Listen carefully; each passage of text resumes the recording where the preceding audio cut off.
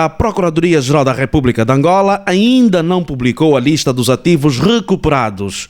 Questionado pelo portal A Denúncia, o Procurador-Geral da República, Hélder Pitagros, garante que a lista dos ativos recuperados será publicada brevemente e com os respectivos destinos. Estamos a trabalhar, estamos a trocar informações, estamos andando. Agora, a perspectiva de arquivar, não posso dizer que estamos a trabalhar. Não tenho nenhuma perspectiva. E quando iniciamos um processo, como disse há bocado, não temos nenhuma perspectiva, a não ser destruir a verdade. Quanto ao resto... Procurador-Geral, o portal A Denúncia solicita uma relação nominal dos ativos recuperados e parece que há uma certa resistência de se dar essa lista à imprensa. Há algum problema dessa lista ser tornada pública? Eu nunca recebi nenhum pedido nesse sentido. Nunca recebi um pedido. Nós solicitamos a doutora Eduarda que diz que não pode dar. Pois, eu, pelo menos, ainda não recebi e não chegou ao meu conhecimento a lista de tudo aquilo que foi arrestado ou apreendido, portanto, para podermos dar tratamento a isso. Em todo caso, disse-me já entregou, vou ver o que é que se passa. De qualquer forma, não acha que seria bom que os cidadãos soubessem que bens foram recuperados e os destinos que vão... Não seria bom. O cidadão tem que saber o que é que está a ser recuperado, porque, não sei se tiveram atenção à minha intervenção, é de que o fim único, o fim último da recuperação de ativos é o cidadão. Porque ele depois é que tem que beneficiar disso. Então ele tem que saber o que é que há para ter uma expectativa de que é que pode beneficiar. Portanto, o cidadão é uma obrigação saber, é um dever, é um direito que ele tem de saber o que é que está a ser recuperado. E há um tempo determinado para isso? Bem, a lei não dá nenhum tempo, né? Mas nós devemos ser célebres para dar essa informação. Já agora, seu procurador, falou aqui no seu discurso que este hotel também faz parte dos ativos recuperados. Pode dizer-nos quem era o antigo dono? Bem, esse hotel e as torres estão próximas, estavam agregados a uma empresa em que havia alguns responsáveis da Sonangol, nomeadamente o engenheiro Manel Vicente. Eu não tenho em querer, e para não estar a dar-nos notícias que não tenham muita veracidade, mas pelo menos o engenheiro Manel Vicente e mais alguns cidadãos que eu dentro de 1 ou 2 minutos poderei dizer para perguntar à pessoa que estará com o processo quem conhecia essa sociedade. Mas estava em nome de uma sociedade. E por que razão Manel Vicente não é responsabilizado? Bem, se conhece a lei, ele, na qualidade de vice-presidente, durante 5 anos, não pode ser responsabilizado por factos que tenha cometido antes. Não quer dizer que não haja expediente. Uma coisa é não ser responsabilizado, outra coisa é o expediente existir, né? Portanto, só depois de os 5 anos é que podemos então dizer ao certo em relação a ele o que é que se passa. Enquanto isso, nós também temos que observar a lei, né? A lista dos ativos recuperados ainda não é pública, mas o Procurador-Geral da República revela que em 2019, 2020 e 2021 foram recuperados ativos financeiros e não financeiros avaliados em mais de 5 mil milhões de dólares e foram arrestados bens móveis constituídos com fundos públicos no valor de 12 mil milhões de dólares. Deste valor, cerca de 6 mil milhões de dólares foram recuperados em Portugal, Reino Unido, Holanda, Luxemburgo, Mônaco, Suíça e em outros países que têm tido boa cooperação com a PGR de Angola na recuperação de bens públicos. O maior partido na oposição em Angola, a UNITA, mostra-se, entretanto, indignado pelo facto de desconhecer a lista detalhada dos ativos recuperados e o seu destino no processo de combate à corrupção. Falta um pouco de clareza porque nós, enquanto cidadãos, gostaríamos de acompanhar par e passo aquilo que realmente se recupera para podermos avaliar o trabalho da PGR, que sabemos que tem estado a ser feito. Nós também tentamos solicitar uma lista, uma relação nominal dos ativos recuperados e não nos foi dado. Acha que isso tem alguma coisa que se lhe diga em relação à transparência deste processo? Não posso especular, mas o que eu digo e repito, os cidadãos deviam ter a possibilidade de ter essa lista e poderem verificar. Acho que para bem de todos, não é? Os cidadãos têm o direito de saber aquilo que foi recuperado e de poder avaliar até onde esse trabalho foi feito e o que falta fazer. No nível do Parlamento não há nenhuma justificação também? Não. Que eu saiba, não. E a UNITA, sendo o maior partido na oposição, não faz uma pressão para que essa lista seja divulgada e saber também qual é o destino que vai ser dado aos bens recuperados? Em todos os nossos pronunciamentos temos dito isso. Portanto, temos toda a vontade de saber o que tem sido feito para que possamos acompanhar esta evolução também, não é? Mas, infelizmente, tal como diz, esses dados não vêm. Os que saem na imprensa são aqueles que nós não temos como avaliar. O portal A Denúncia ainda assim insistiu para que a PGR disponibilizasse a lista total dos ativos recuperados. A diretora nacional do Serviço Nacional de Recuperação de Ativos chegou a exibir à plateia um site onde se podia ver listas de bens recuperados. Entretanto, o portal A Denúncia chegou a entrar no site e não abriu nenhuma lista. Estamos aqui a discutir a chamada perda clássica desses bens, as vantagens diretas, indiretas, pelo sucedâneo, ou mesmo as vantagens pelo valor. Estamos a falar de todos os benefícios existentes ou que originaram com a prática desse crime. Então aí a Procuradoria-Geral da República, no caso concreto, o Serviço Nacional de Recuperação de Ativos, tem a legitimidade de ordenar a apreensão desses bens. Não se sabe a razão de a Procuradoria-Geral da República não mostrar à imprensa a lista detalhada dos bens recuperados, mas também se descarta a falta de transparência da PGR no processo de recuperação de ativos. Quando em causa tiverem bens que têm a ver com a incongruência patrimonial, e aquilo que está consagrado na nossa lei, mas que não está apenas exclusivamente na lei que criou o Serviço Nacional de Recuperação de Ativos, várias legislações também aqui fazem menção a esta situação concreta.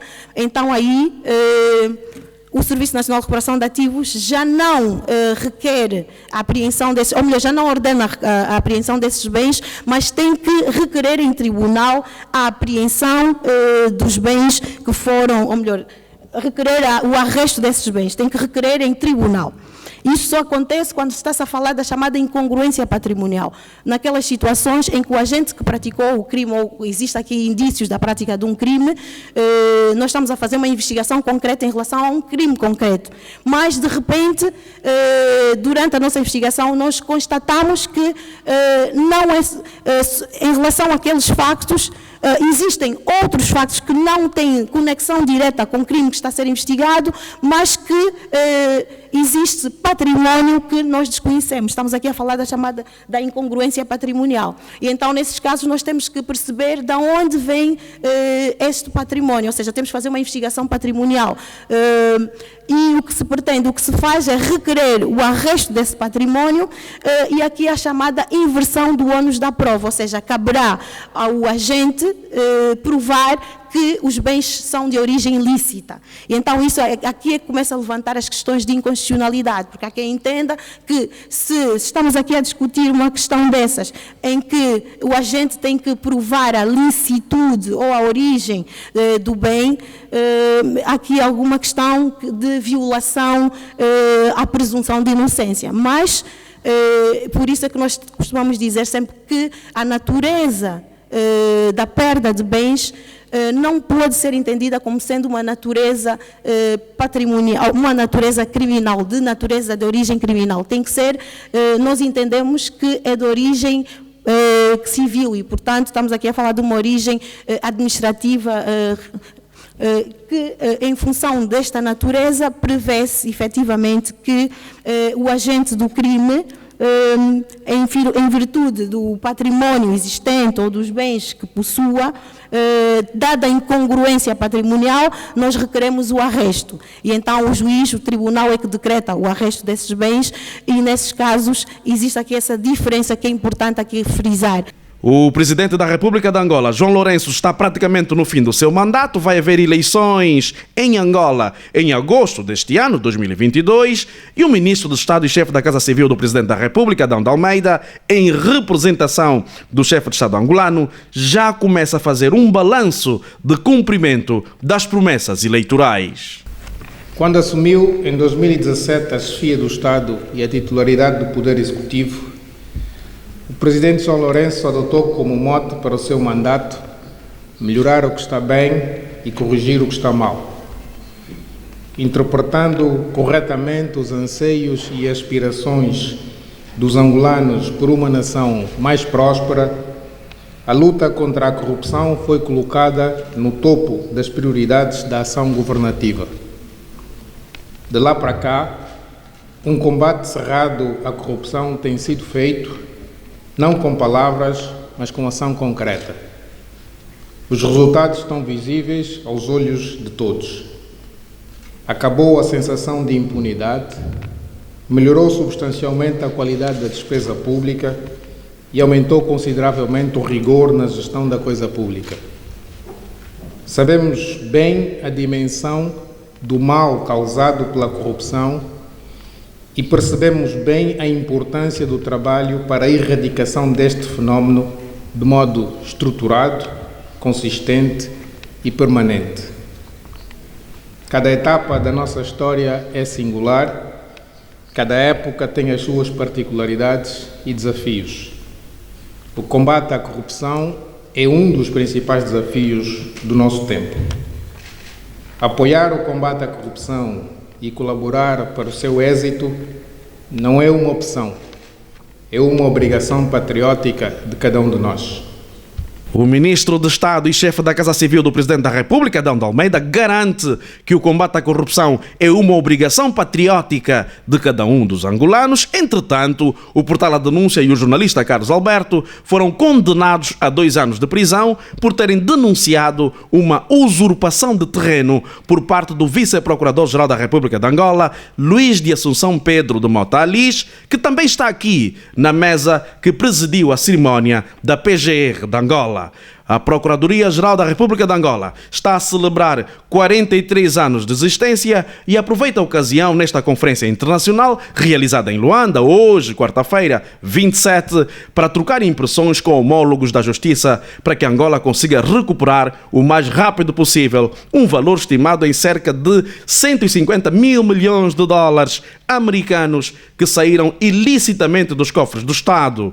Dos 150 mil milhões de dólares, Angola já recuperou aproximadamente 6 mil milhões de dólares, ficando ainda por recuperar 144 mil milhões de dólares para se reverter a favor do povo angolano.